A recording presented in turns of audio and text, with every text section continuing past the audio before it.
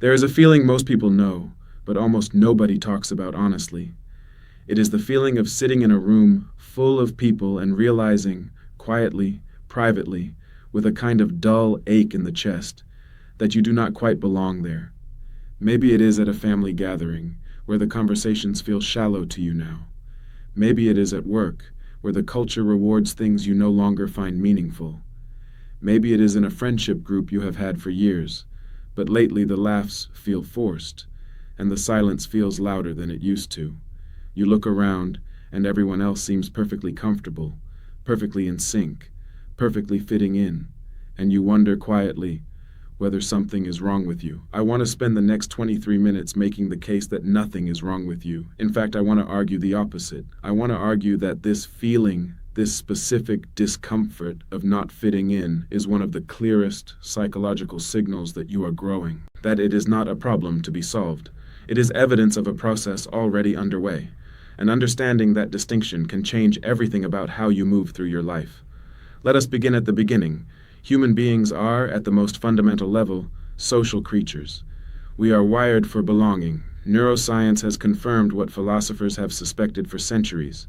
The pain of social exclusion activates the same neural pathways as physical pain. When we feel left out, rejected, or like we do not fit in, the brain processes it with the same circuitry it uses when we stub a toe or burn a hand. Social pain is real pain, and so the drive to belong, to fit in, to be accepted by a group is not weakness. It is biology. It kept our ancestors alive when being cast out of the tribe meant death. But here is what that evolutionary inheritance does not account for: growth. The psychology of fitting in was designed for a world where sameness meant survival. In that world, the individual who deviated from the group, who questioned the tribe's rituals, who felt out of place in the accepted social order, was a liability. Evolution did not reward the outlier, it rewarded the conformist. And so we carry this deep, almost gravitational pull toward belonging. We want to be like the people around us. We want to share their values, mirror their behaviors, laugh at the same things, and want the same things. And for a long time, in most people's lives, this works beautifully. During childhood and early adolescence, fitting in is almost the entire project. Identity formation at that stage is largely a social exercise. You try on the values of your family, your peer group, your culture. You absorb the stories your community tells about what makes a person good, successful, worthy, and lovable. And because you are young and your identity is still malleable, the fit feels natural. You believe what the people around you believe, mostly. You want what they want, mostly. You fit. And then, for some people, something begins to shift. Psychologists call the process individuation. Carl Jung used this term to describe the lifelong journey of becoming a fully realized individual, distinct from the collective, aware of one's own unique nature, values, and inner life. And the entry point into individuation, almost universally, is discomfort. Specifically, it is the discomfort of noticing that who you have been and who you are becoming are no longer the same person, that the beliefs you inherited no longer feel entirely yours, that the group you belong to, the one that shaped you, no longer feels like a perfect mirror of who you are. This is not a comfortable realization. In fact, it can feel like loss, like grief, like something precious is slipping away. And in a sense, something is. What is slipping away is the ease of an unexamined life, the comfort of inherited certainty, the warmth of unconditional belonging in exchange for unconditional conformity. And because it feels like loss, many people try to stop it. They suppress the discomfort. They fit themselves back into the mold. They silence the questions forming inside them, and they go back to fitting in. And for a while it works. The ache quiets, the belonging returns, but the questions do not go away. They just go underground. Abraham Maslow spent decades studying what he called self-actualization, the process by which human beings move toward their fullest potential. And one of his key observations was that this process is fundamentally incompatible with the kind of approval seeking that drives conformity. he noted that self-actualizing individuals tend to be concerned with reality as it is, not as their group has agreed to see it, and as a result, they often feel like outsiders, even when they are surrounded by people who care for them. Not because they are cold or antisocial, but because they have developed an interior life rich enough that no external group can fully contain it. Now let us talk about what actually happens psychologically when you stop fitting in with a group you once belonged to. Because there is a sequence to this experience, and understanding the sequence can help you navigate it with more clarity and less fear. The first stage is what we might call cognitive dissonance. You begin to notice that what you think and feel does not match what the group thinks and feels. A belief that once felt self-evident now feels hollow. A value that was handed to you now feels borrowed rather than genuinely yours. A goal you were supposed to want now feels irrelevant to who you actually are. This dissonance is uncomfortable because the mind prefers consistency. It wants your inner world and outer world to match. When they do not, there is friction. The second stage is what we might call the pullback. Because dissonance is uncomfortable, the mind searches for ways to resolve it. And the easiest resolution is to doubt yourself, to conclude that the discomfort is your fault, that you are being difficult, arrogant, too sensitive, or not trying hard enough to appreciate what you have. The group is right, you tell yourself, and you just need to realign.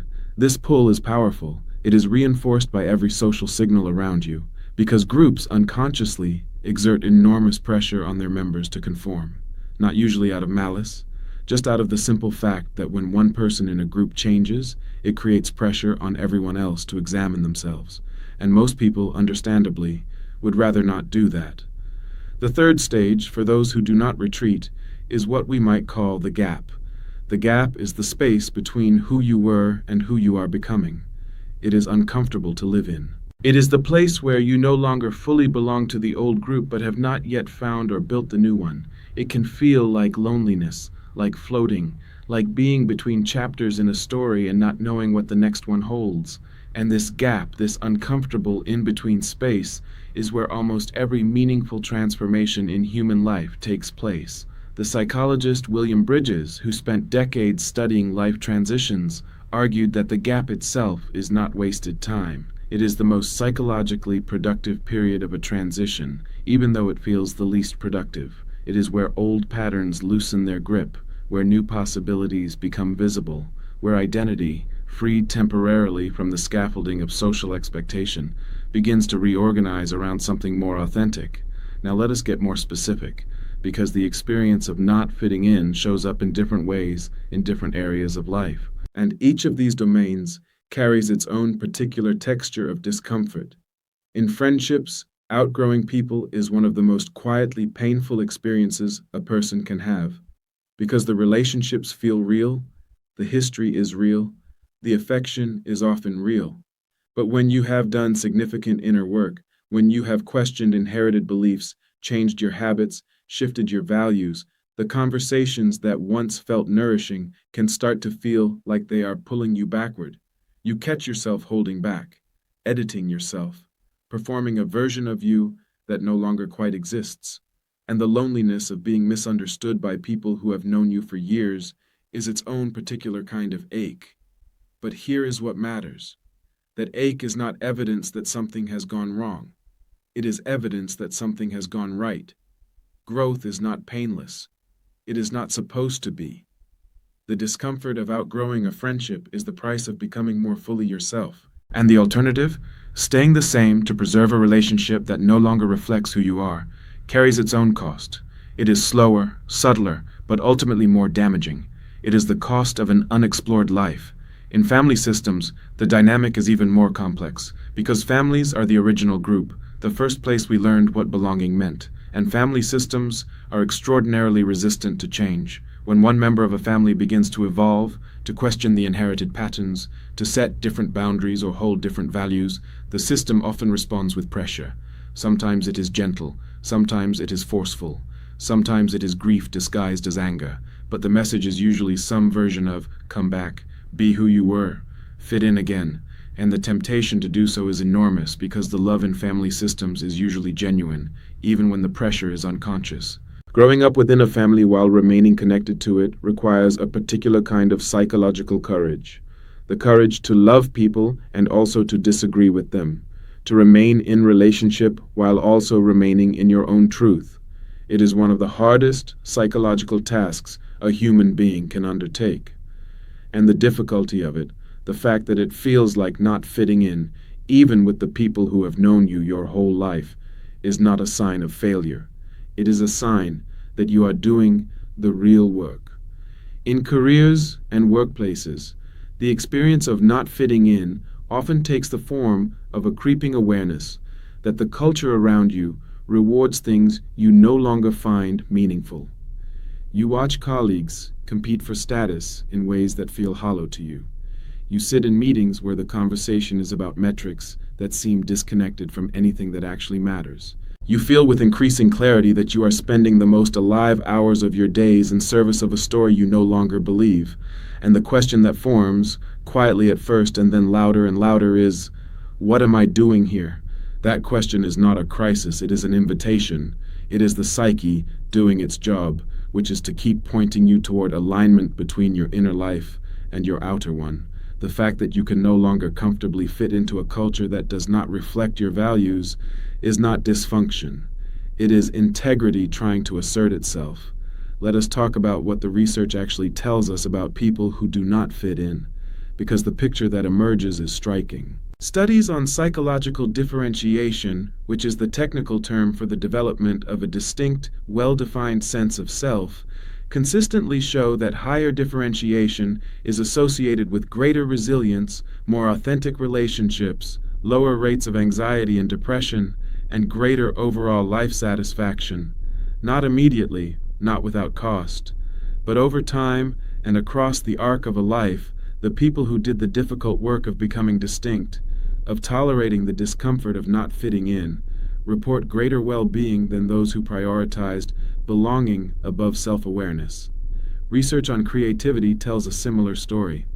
Psychologists who study creative people across disciplines, from the arts to the sciences to social innovation, find that the capacity to tolerate being an outlier, to hold ideas that the surrounding culture has not yet accepted, is almost a prerequisite for original contribution. The creative person is, almost by definition, someone who sees differently from the group, who cannot quite settle into the consensus reality, who feels at some level like they do not fully fit, and rather than resolving that discomfort by conforming, they channel it into making something that did not exist before. The philosopher and social critic Erich Fromm, writing in the mid-20th century, made an observation that feels even more relevant today.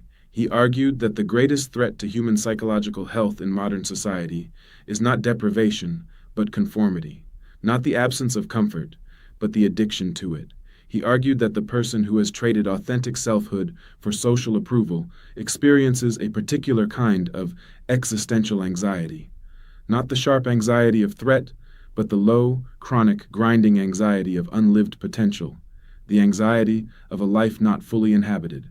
And I think most of us know exactly what that anxiety feels like. We know it in the moments when we realize we have been performing rather than being, when we catch ourselves saying what we are expected to say rather than what we actually think, when we look at the life we have built and wonder how much of it was chosen and how much of it was just inherited.